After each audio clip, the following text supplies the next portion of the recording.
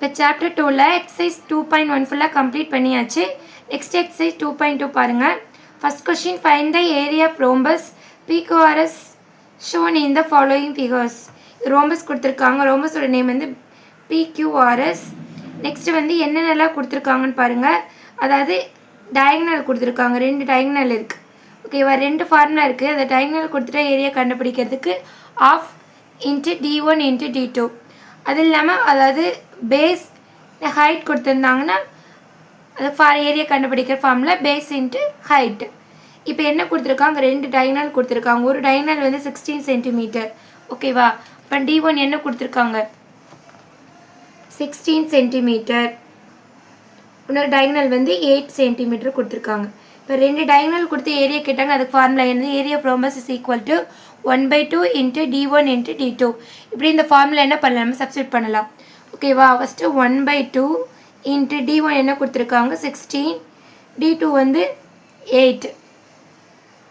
Okay, இப்போ பாருங்கள், இது வந்து 2 டேபிளில் கேன்சல் பண்ண முடியுமா? 2 டேபிளில் இது வந்து 1 டைம்ஸ் வரும். இது 8 2 16 வரும்.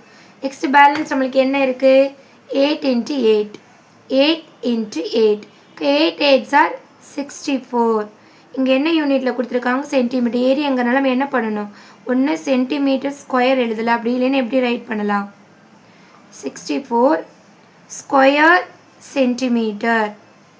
ஏரியான்னு கேட்டால் இந்த மாதிரி தான் நீங்கள் என்ன பண்ணணும், யூனிட் வந்து ரைட் பண்ணணும்.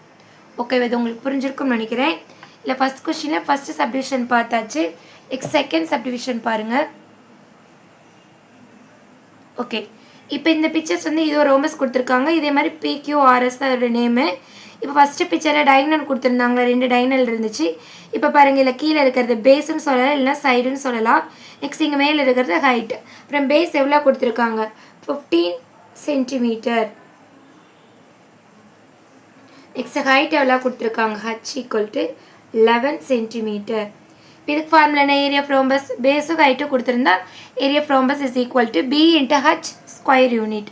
இப்போ B வந்து என்னது 15, height base height H = 11. Base வந்து 15, B வந்து 15, ஹைட்டுங்கிறது H வந்து 11. இது ரெண்டையும் என்ன பண்ணணும், மல்டிபிள் பண்ணணும். So 15 into 11, 1 5s are 5, 1 5 1. So 5 6 1.